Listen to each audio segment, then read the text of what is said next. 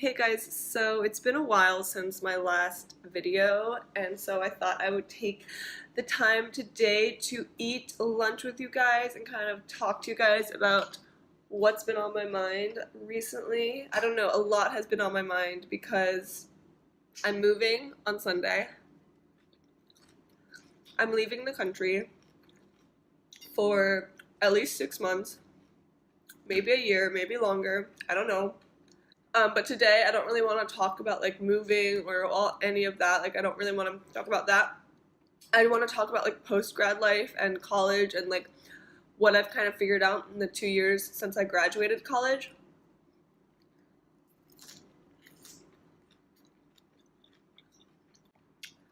So I graduated from Penn State about 2 years ago, a little more than 2 years ago, in the spring of 2015, and I graduated with a degree in public relations, and I also minored in Japanese and international relations.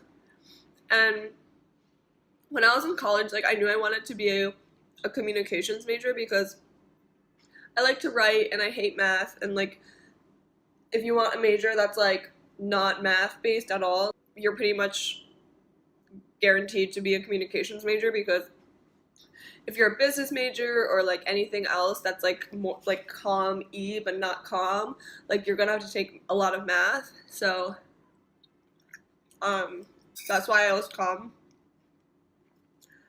And the comm major at Penn State was like pretty easy, I gotta admit. Like I got straight A's all through college, and it's not because I'm smart. I think I'm just like good at studying. If you can like read textbooks and kind of conceptualize things or like memorize facts, like you're gonna do well.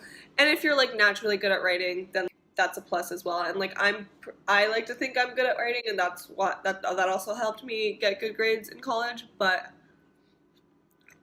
honestly, high school was way harder for me because I went to high school in Japan. I went to this like pretty, I guess it was like considered prestigious private international school, and everyone around me was so smart and so driven and so like, I don't know, just brilliant. It's like some of the most brilliant people I've ever met I went to high school with. And being surrounded by that, like, I don't know, I just like felt very incompetent and dumb. I don't know what the point of me telling you guys that story is, but basically, when I graduated college, I was like so headset. I was so set on getting a good corporate job and making money and living in a city and, you know, doing the whole like post-grad thing that you're supposed to do. And I never even considered doing anything else. Like I was like, I need a 9-to-5 with benefits. Like I need a normal job. I was just raised to want that. It was all I knew. Like everyone around me in high school, literally everyone in my class went to college. Like people took gap years, but no one was like, I'm not going to college. And like when I was in college, everyone was like doing the same thing, trying to look for a corporate job. So I was like, okay, I need to do that too. So I never even considered doing anything else, because like, why get a 4-year degree and not do anything with it? Like you have to get a job, you know, like you can't just be like, oh, I'm not gonna get a normal job, I'm gonna like, I don't know, travel the world or do freelance. I mean, I guess you could do freelance, but like, you know, like more artsy, free spirit-y kind of things.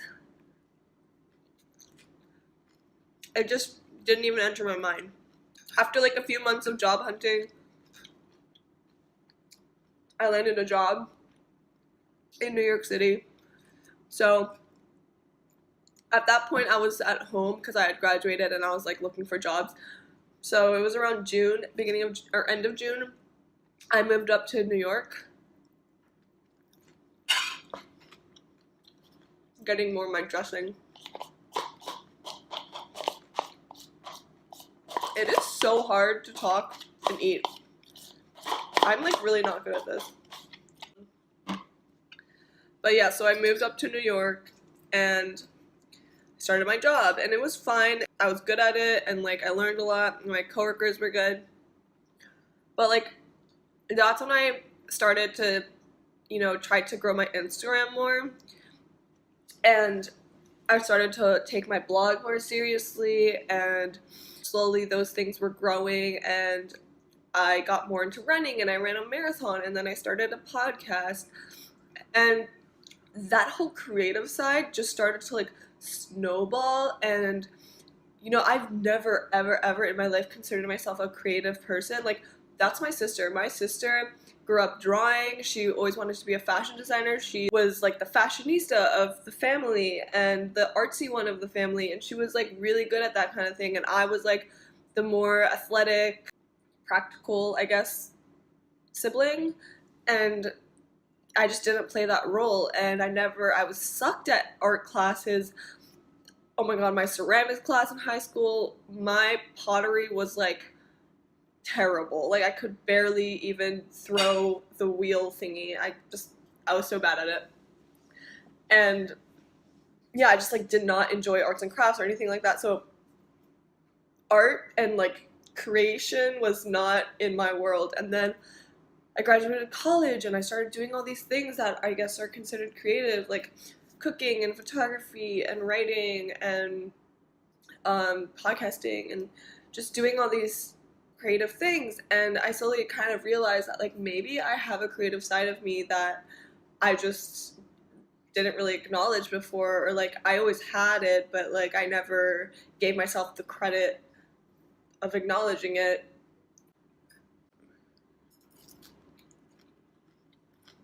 Corporate life is cool and all, but like a part of me has always wanted to just like do whatever I want and like not really work for a company, like a huge company where I'm just like a cog in the wheel, and I don't really have like a big impact on anything that happens. Yeah, eventually if you get to the top, like you will have an impact on what happens, but like I didn't really want to get there.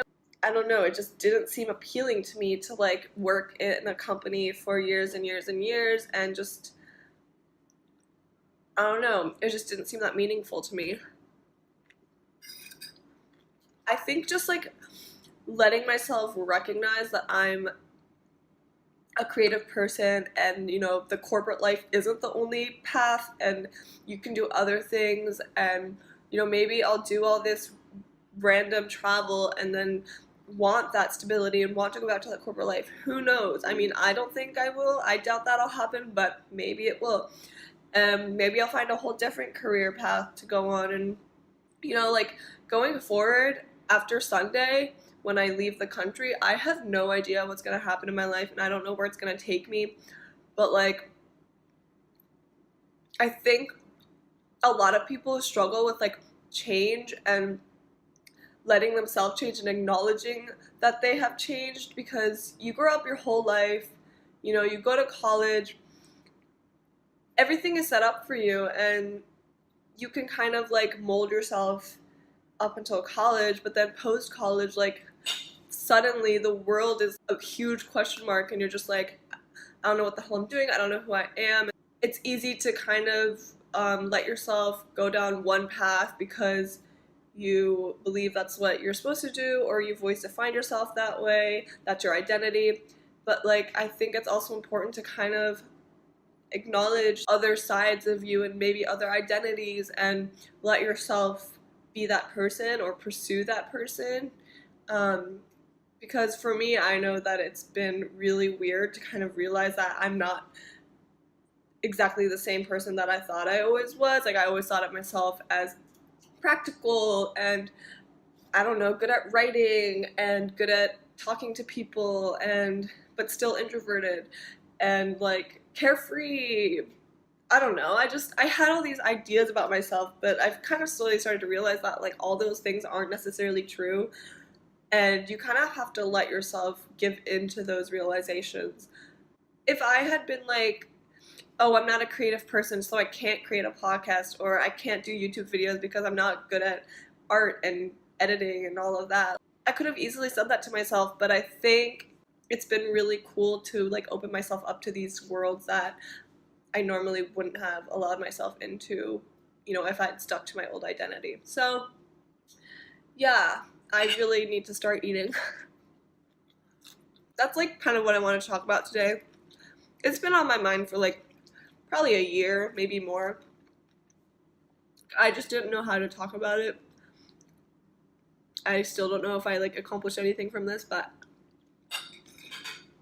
hopefully you guys got something out of this. By the way, if no one has reminded you today, kabocha is the best food in the world. Just your daily reminder. You know, I'm not a big fan of like normal white potatoes. I don't know why. They just always like seem more dry than other potatoes. Like sweet potatoes are so much more moist and like rich. Regular potatoes just like don't do it for me. I don't know. That's all I wanted to say, so I'm gonna end the vid here. But I hope you enjoyed, and I hope you'll subscribe if you did, like the video, comment below if you've gone through something similar or are going through something similar or have any thoughts. Yeah, I'll see you guys in my next video. Bye.